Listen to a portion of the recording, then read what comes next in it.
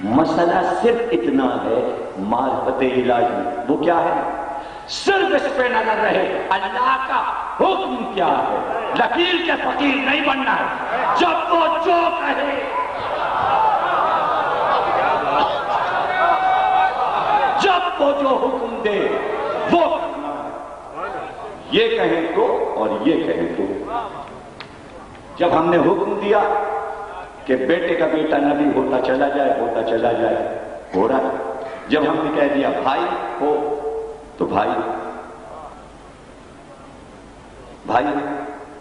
وہ انسان جو 1,00,000 انبیاء کو وراثت میں باپ کے بعد بیٹوں کو مار چکے تھے، انہوں نے یہ اعتراض کیا کہ یہ امامت، یہ حکومت اسلامی خاندانی ہو جائے گی اگر علی کو دے دیا.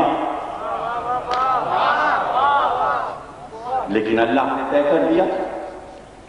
ایک بات طے ہو گئی کہ آپ مانیے یا نہ مانیے. تو اب امامت پھر چلی.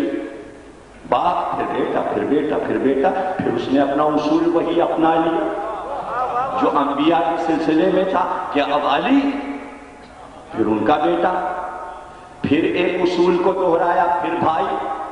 نہیں سمجھ رہے ہیں؟ موسیٰ، ہارون، محمد، علی، حسن، حسین. اور پھر حسین کا بیٹا، پھر ان کا بیٹا، پھر ان کا بیٹا، پھر ان کا بیٹا، پھر ان کا بیٹا. بنی عباس نے کہا دربار میں امام سے آپ کہاں سے وارث اور نائب اور امام ہو گئے؟ بیٹی کو وراثت نہیں ملتی. ننیال سے کہاں سے امامت نبی سے آپ کو مل جائے گی؟ ہمارا حق زیادہ ہے اس لیے کہ ہم نبی کے ددیالی ہیں. ہم عباس بن عبد المطلب کی اولاد ہیں، ہم حضور کے چچا کی اولاد ہیں. دیکھیے اس کا جواب کیا تھا.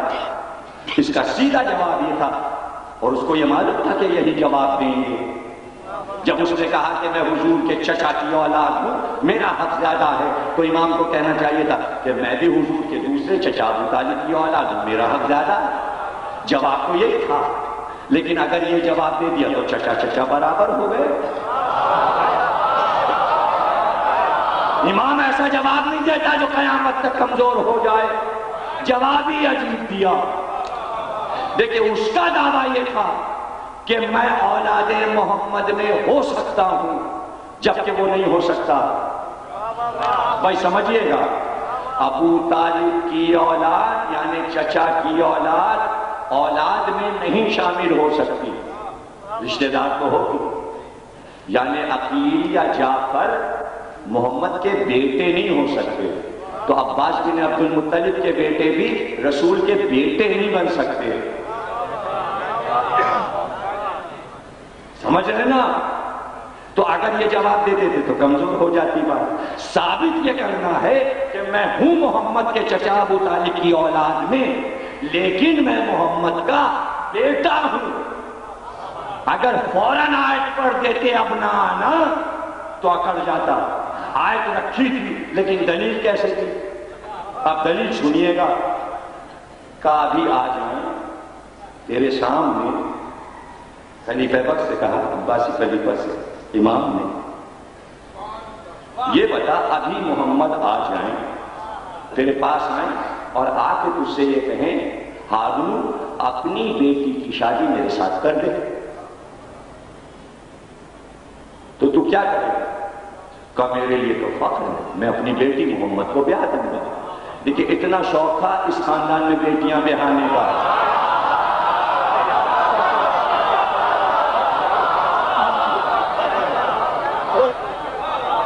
کہ بس یہی تجھ میں اور مجھ میں فرق ہے.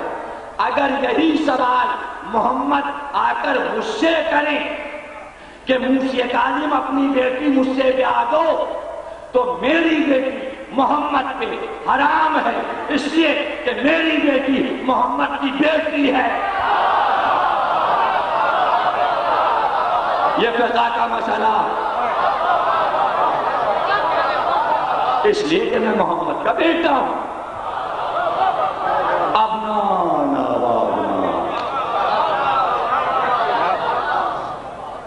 تو یہ عوام میں بحث پھیلا دی گئی، یہ وارث نہیں ہے، اس لیے کہ اولاد نہیں ہے، بیٹی کی اولاد وارث نہیں ہوتی۔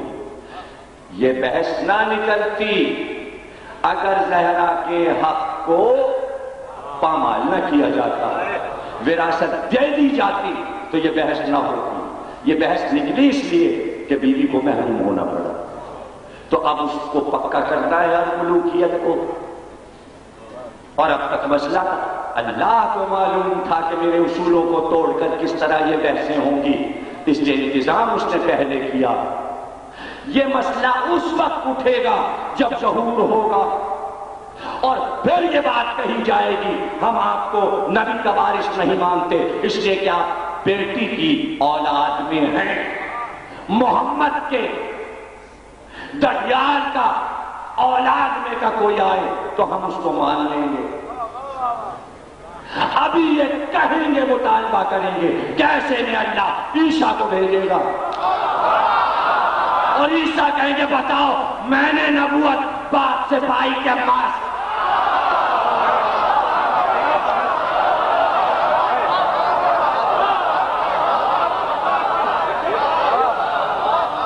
اب سمجھے آپ کہ عیسیٰ کو کیوں روکا ہوا؟ قدرت نے انتظام کیا۔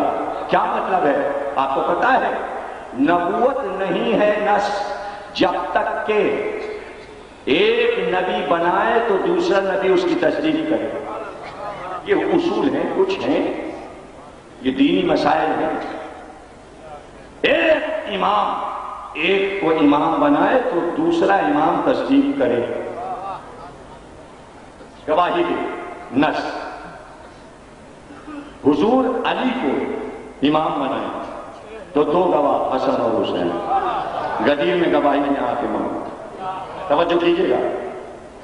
اس کے بعد ایک گواہی وہ ہو جائے گی جو وہ دے گا۔ یہ تو علی کے لیے اہتمام تھا کہ 3 نہیں بلکہ 4 معصوم گواہیاں علی کے لیے رکھی گئی، نبی کی گواہی، فاطمہ کی گواہی، حسن کی گواہی، حسین کی گواہی۔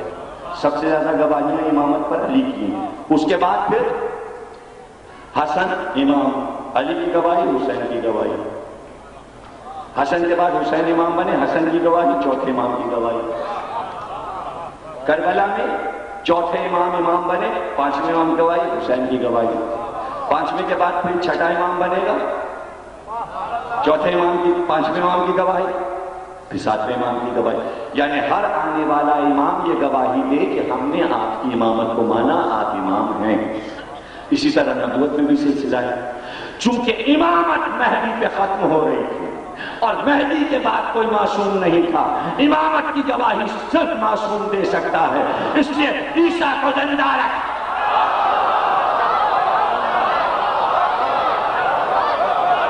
اس لیے عیسیٰ کو زندہ رکھ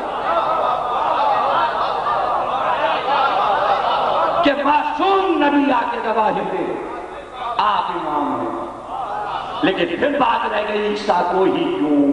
تو اس لیے کہ بیٹی والے کو جب امام بنایا جائے تو بیٹی والا گواہی دے۔ وہ مریم کا بیٹا یسوع کا کلام، صلوات پڑھیے گا۔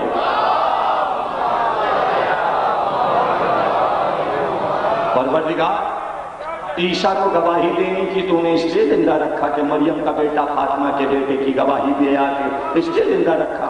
یہی کہیں چھپا دیتا جیسے مہدی کو تو نے چھپایا ہوا ہے، حضرت عیسیٰ بھی کہیں یہی کہیں رہ رہے ہوتے، یہ اوپر کیوں لے گیا؟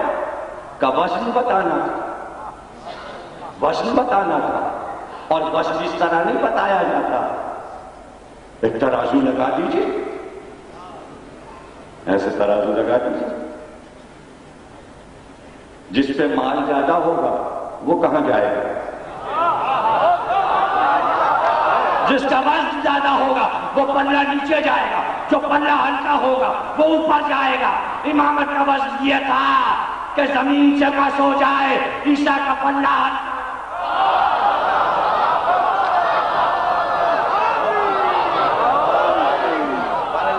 یہ وزن بتایا، اور فیصلہ کیسے ہوگا؟ بہت سے لوگ بحث کرتے ہیں کہ وہ نبی ہیں کہ امام ہیں تو افضل کون؟ تو سیدھی سی بات ہے کہ جو گواہی دے گا، شاہد و مشہود میں ہوتا کیا ہے؟ ایک شاہد ہوتا ہے، ایک مشہود ہوتا ہے، گواہی دینے والا ہوتا ہے وہ جس کی گواہی دی جاتی ہے۔ الشاہد و مشہود آیت ہے قرآن کی، قسم ہے اس کی جس کی گواہی دی گئی، قسم ہے اس کی جس نے گواہی دی۔ اصل شہود و شاہد و مشہود ایک ہیں، غالب نے کہا، لیکن یہاں ایک منزل ایسی آ رہی ہے کہ شاہد وہاں سے آئے، مشہود یہاں ہے، تو فیصلہ کیسے ہو؟ فیصلہ کیسے ہو؟ مسئلہ ہے نماز کا۔ دیکھیں فیصلہ کہاں ہونے جا رہا ہے؟ افضلیت کا۔ نماز، یعنی کہ بیت المقدس میں صفیں جم چکی ہوں گی، نماز کی صفیں تیار ہوں گی اور مصلی پر امام ہوں گے، اور بار بار آسمان کی طرف امام دیکھتے ہوں گے، ابھی نماز نہیں شروع ہوگی۔ ایسے میں آسمان سے عیسیٰ اتریں گے اور خرامہ خرامہ مصلی کی طرف آئیں گے، اور جب قریب آ جائیں گے تو امام مسکرا کر کہیں گے آگے بڑھیے اور نماز پڑھائیے۔ اب نماز پڑھنے والوں میں سب ہیں، اب دو جماعتیں نہیں ہو سکتی کہ عیسیٰ الگ پڑھائیں اور مہدی الگ پڑھائیں، جماعت ایک ہونی اور امام نماز پڑھانے والے دو۔ اب یہاں پر فیصلہ کیسے ہو؟ تو پھر چلیے آج کی جو فقہ موجود ہے اسی سے فیصلہ ہو۔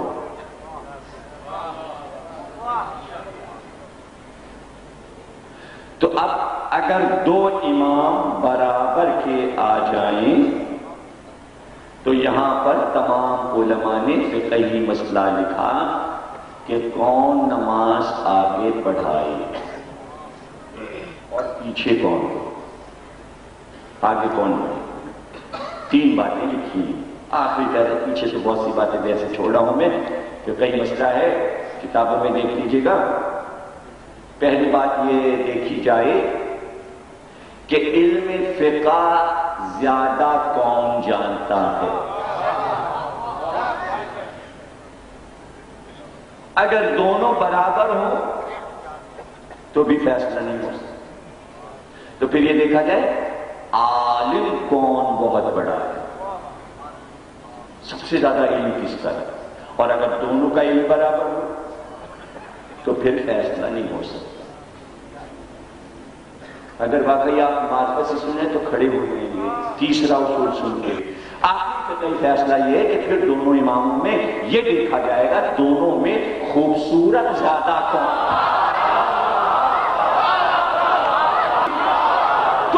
تو حسینوں کے حسن کو ملایا ہے تو مہدی کو بنایا۔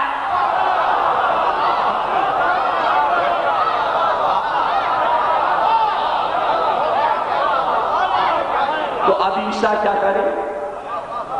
جب کہیں گے حضور آگے بڑھیے تو عیسیٰ کہیں گے میں کیسے آپ کی موجودگی میں نماز پڑھا سکتا ہوں، آپ آگے بڑھیے اور میں آپ کے پیچھے نماز پڑھوں گا۔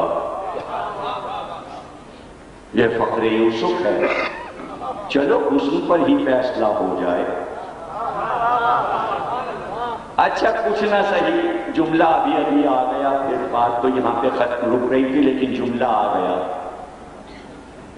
یہاں پہ حضور ہوتے تو کیا ہوتا؟